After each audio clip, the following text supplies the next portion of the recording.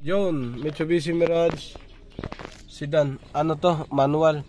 Ang problema ni sir, pagka pina-under daw, nag-open close yung throttle body tsaka naka-check engine. On muna tayo. Sa takbo sir, wala ka namang nararamdamang may problema, ganun. Wala naman. Palyado. Palyado. Okay, tama. Oh. Mag-check engine. Oo, palya yun. Kan muna natin, others Mirage. Anong year model? 17. Eto na. Oh, yan, makikita natin lahat rito kung ano nangyari. Yes, diagnose, quick test. Yun, may fault code na kagad sa isa. Yun, makita natin kung anong fault code na to. Yan, sa engine siya mga sir. Walang ibang fault code. Sa engine lang tayo mag-focus. Hintayin lang natin matapos. Tapos tingnan natin kung anong fault code niya. Yan na. Yan, sa engine, tingnan natin.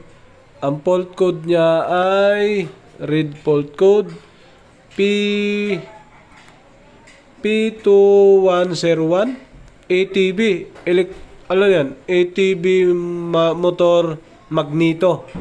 So yan, ATB motor magneto. So hahanapin natin yan doon sa onboard kasi pag dyan natin tinignan, mahirap siyang tukuyin kung ano sira. Pero ATB, electronic throttle body, electronic throttle. Pero hindi natin sigurado. Doon tayo sa onboard. Yan sa onboard. Tingnan natin kung anong fault lumabas mga sir. So kitang kita dyan kung anong lalabas. Ayan o. May fault code siya isa. Tingnan natin kung anong fault code. Yan. Yan ang fault code niya. P2101. Throttle actuator A. Control motor. Circuit range performance. So focus tayo. Yan ang fault code ha. Throttle, parang kamukha to kahapon sa troubleshoot natin na Kia Picanto. Ang lumalabas, transmission, range, sensor, switch, circuit, high input. Pero hindi pala sira yung sensor. Pero hindi ako nagpabili sensor. Nag-troubleshoot lang tayo. Yan mga sir, tingnan nyo yung idle nya. Yan, naka-aircon yan. Tapos, pag pinatay ang aircon, babagsak. Pag binuksan ng aircon, mabubuhay pero kapiraso lang, hindi gaanong umaangat, hindi normal sa mga Mirage na talagang mataas. Dapat aabot ng 1,000. Sa kanya, napansin daw niya, mas mababa yan. On aircon, bumagsak siya. Oh. Dapat aabot yan ng 1,000, tapos magwa-wild ang makina. Yun. Yan, NRPM ko yan mga sir. So, tinanggal ko muna yung actual ko na boses dyan kasi may sound. Magkakaroon ng copyright. So yan, natingnan nyo mga sir. Tapos ito troubleshoot natin yan. Naka-check engine siya, umaandar. So mangyayari kasi to kahit sa ibang mga model na sasakyan, baka mangyayari din to sa inyo. So kakaibang sira to. Electronic throttle body, electronic actuator, throttle actuator, range performance. So dito tayo, silipin natin. Yan ang throttle body. Tanggalin natin yung hose. Tingnan natin yung concern ng customer na gumagalaw-galaw daw yung throttle body niya mga sir. Silipin natin yan. Buksan natin para makita natin actual. Tapos troubleshoot ulit tayo dyan mga sir. Palya parang pare sa Mazda pre. Ano? Tutug. Sinisinog. Tutug. Kaya nag-check engine dahil dyan. Pero sir, palit na ako ng throttle body, same pa rin naman. Pati ECU sir. Hindi ito sinok ng throttle. Ayan o. Hindi kasi dapat gagalaw ang minor. Pino oh. Ito yun sir. Dahil yan. Pipitik yan kasi medyo matagal na yan eh. Ito kasi madalas na ngayon. Pero ano yan, pag yun oh. Normal. Galaw lang. Ha?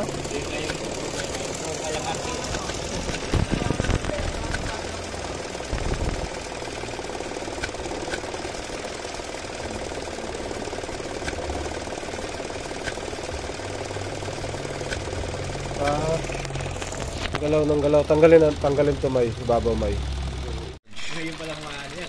Mirage na sinisinok-sinok pero hindi palyado. Hindi palyado. Throttle lang ang sumisinok pre no. Pero puno na. Puno ng kulangot na. Sa 200 kilometers ng odometer niya, pwede nang pwede nang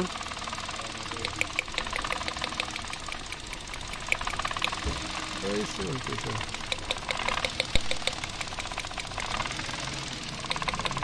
Ayos lahat, oh. Tingnan natin kung pumipitik pa. Pumipitik pa.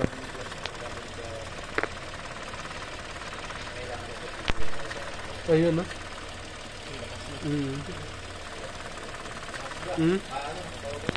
Mirage, oh. Parang ano, nagpalit na rin kasi ng throttle body, nagpalit na ng ECU. Ganun pa rin nangyari. Oo. Ay.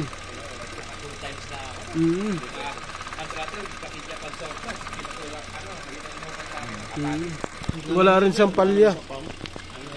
Kung palyado kasi, dapat ramdam mo na yun.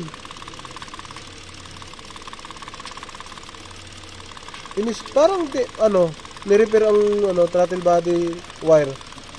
Oo sir, binuksan na namin yung wire na yan. Walang problema. Okay lang, hindi pa talaga. Hirap umakay na. Tanggalin mo. Sunod-sunod siya. Ayun o. Ayun o.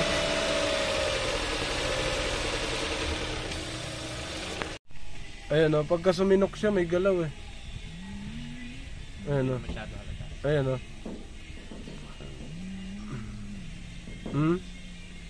May galaw talaga siya. Gumagalaw yung RPM gauge. Gumagano no. Oo. Hindi palyado nga pala ito.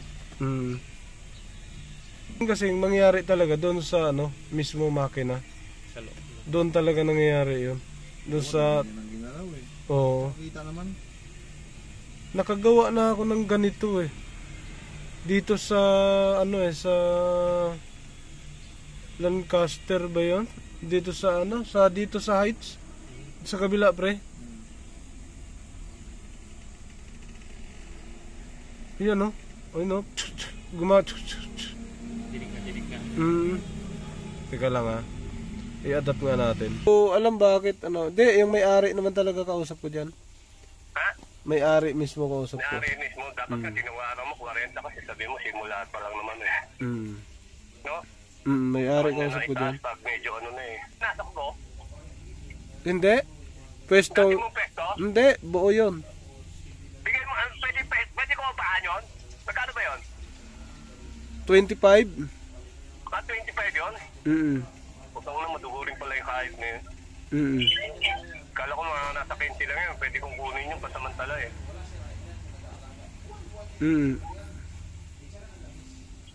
Mahal palang puta lang yun, titignan ko kung kakayanin ko. Hindi ko binitawan 'yon. Saan yung binitawan? Hindi ko binitawan 'yon. Wala ko binitawan mo eh. Hindi. Bali. Yan na. Yeah.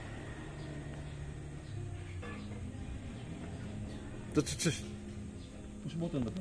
Hindi. Wala. Tagan mo clutch may sagad. Opya! Lakas. Isa pa! Tingnan lang. Nawala. Hindi, nasingaw. Sumingaw. Opya! Okay na. Goods. 160. Opya! Isa pa! Opya! Opya! Okay, problema. Walang problema sa compression. So, maglilinis na tayo ng oxygen sensor dyan. Yon, dito mga sir, i-monitor natin yung oxygen sensor reading niya. Tingnan natin kung may problema sa oxygen sensor. Yan. So, sa nakita nyo, normal naman siya lahat. Umaangat, bumababa. Ayos yung kanyang reading. So, hindi ko na pinag-isipang may problema ang oxygen sensor. Kasi sa live data ko, maayos naman siya lahat. Tapos, pag inapakan mo ng mabilis, umaayos naman yung sumusunod, nagkukuman naman yung live data ng oxygen sensor. Makikita nyo dito kung paano natin pagganahin.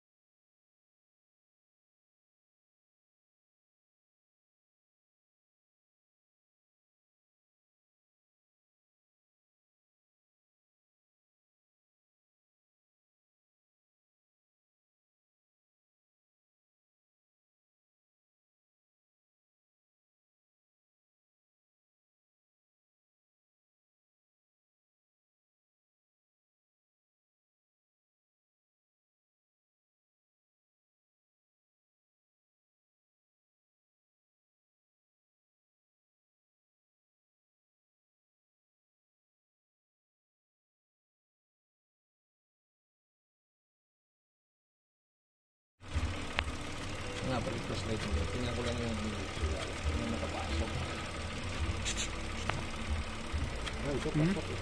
Pasok no? May problema to. Hindi ito rito talaga. Siya. Tapos sa tambutso dapat pre. Dito maririnig na yan. Maririnig na yan eh. Wala oh. Walang kapalya-palya pre. Walang kapalya-palya pre. Nagalaw mo na to. Napakaraming dumi yan oh. Oo, madumi.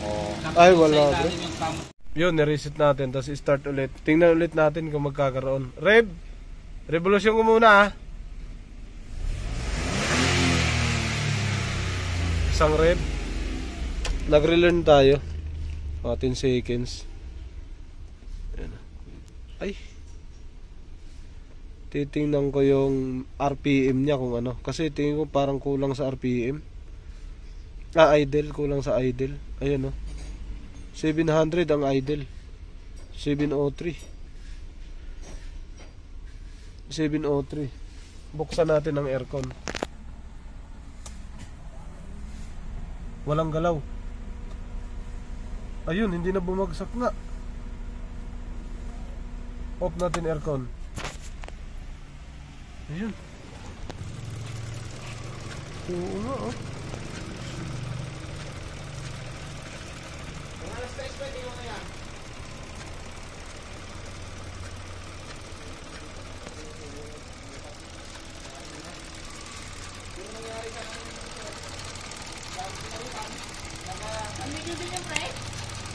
Ha?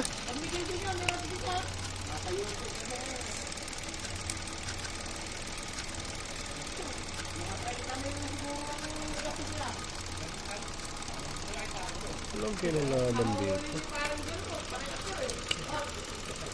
May, tingnan mo natin dyan sa scan. Tingnan ko muna yung live data. Yung actor naman, May, kasi tapos may extra. Ha? Subukan natin. Baka kasi pag nagalaw eh. Permis nga lang din eh, hindi ko malaw oh. 703 lang talaga yung idle niya. Stable lang talaga sa download natin.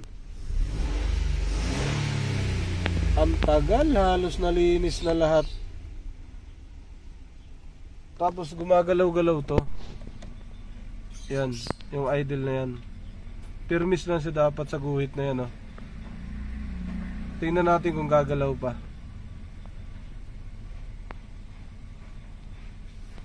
Napaka-smooth. Sabi pa ni Soy Soy, napaka-angas. Ayan o. Walang kagalaw-galaw oh. Dapat dito pipitik na yan eh. Iibo na yan dito eh. Wala oh. Oh.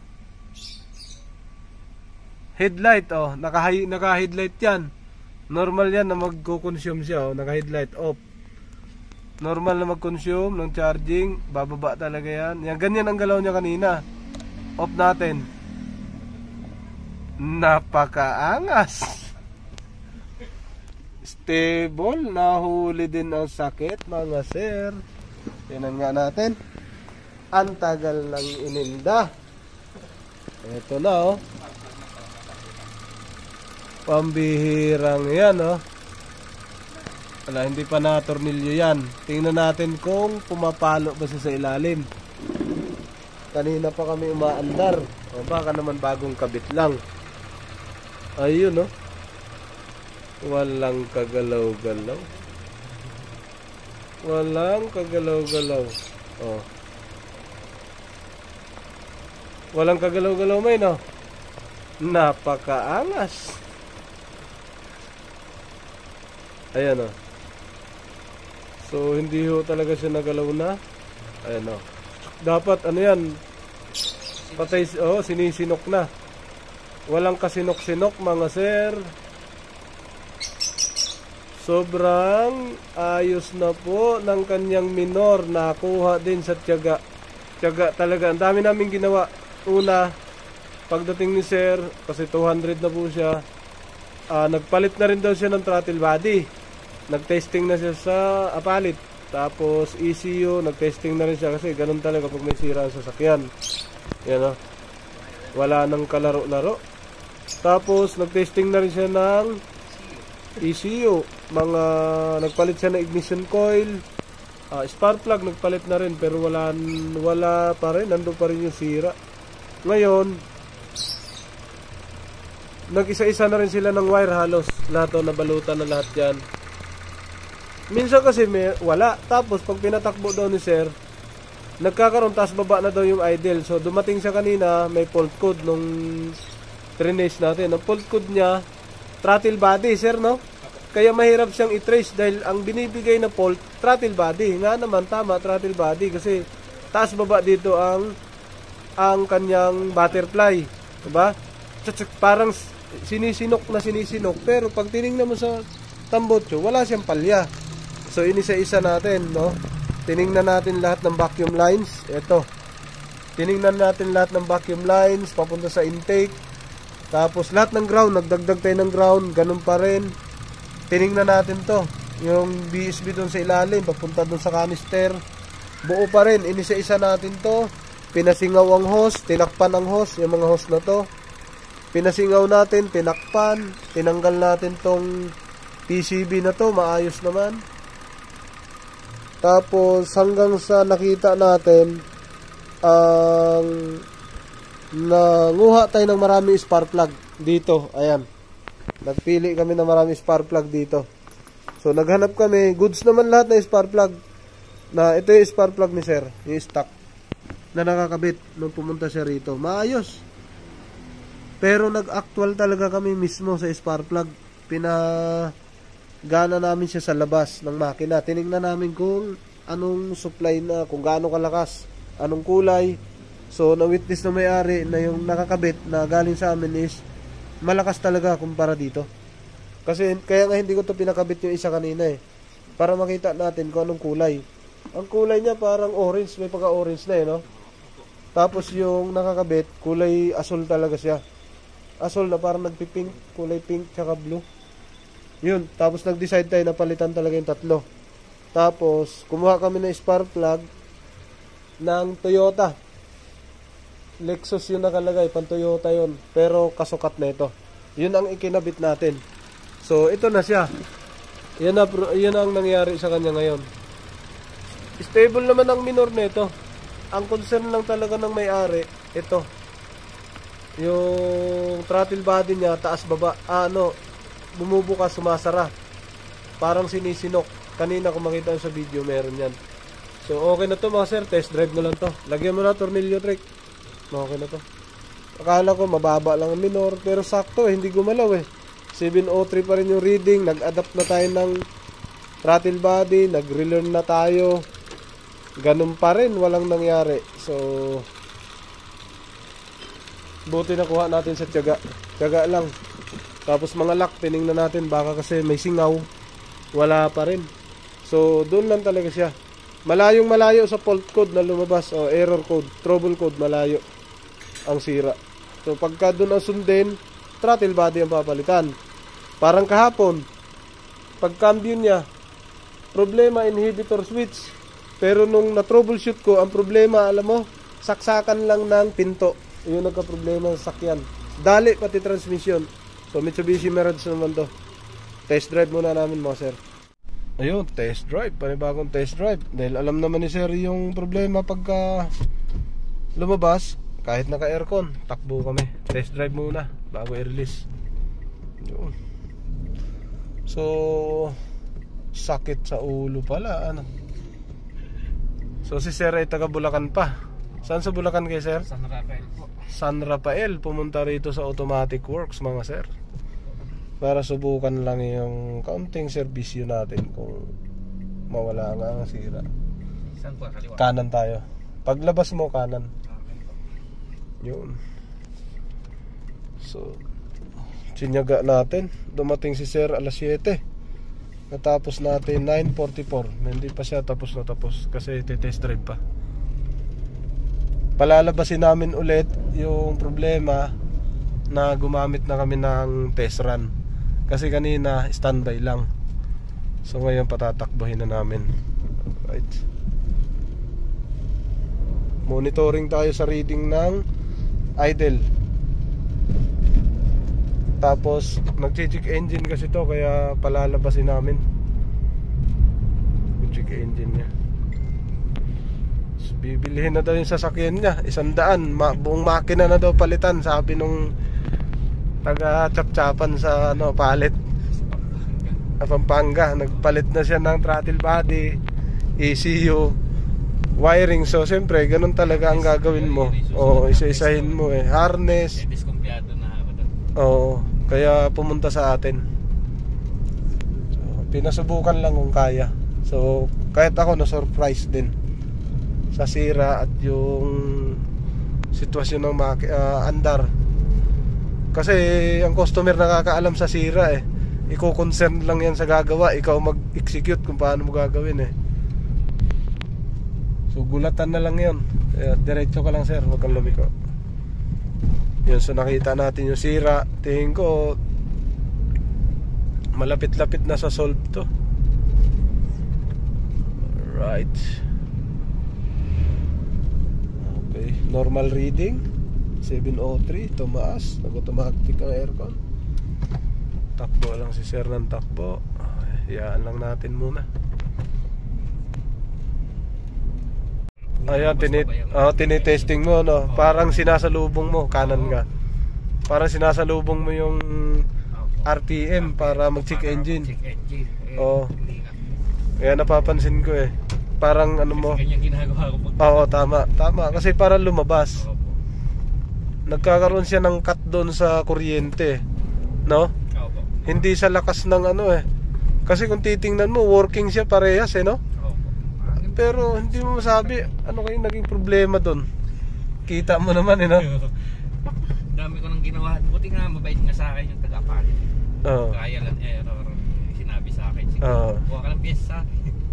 Try mo. Pag nagkaigay, bayaran mo. Pag hindi, balik mo. Yan yung salubong na yan dapat mag-check engine yan. Kasi pababa ang minor, pinipitik mo pataas yung RPM. Oo, para kung nandun talaga siya. So ibig sabihin normal operating ang sasakyan pagka ganyan. Right, walang check engine. Tapos siyempre makikita pa natin yan pagdating doon. Kung magpi-flick, magsisinok-sinok Okay. Kanina pag sinisinok na kaagad pagdating kanina check engine ako paakyat. Hindi kinaya. Pababa ako. Kakaibang sira to. Pero nakayanan pa rin natin gawin. So dagdag siya experience. Alright. Kakaiba nga to, sabi ng ibang mga iba titingnan lang kakaiba to. Pasuko na ako kanina sabi ko wala na ito. Kaya last option na ako doon kasi na-encounter ko na siya last time. Sabi ko pwede ko na tong tingnan. Spark plug lang pala. Sana all. Kala ko wala. Normal na normal. Tipid na tipid ka mag-drive sir 2,000 na RPM, pasok ka na kagad Para lumabas kagad yung pinapalabas mo talaga yung check engine lalabas.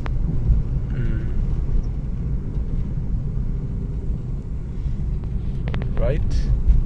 Talaga pinapalaban mo siya hindi talaga lumabas Ayaw.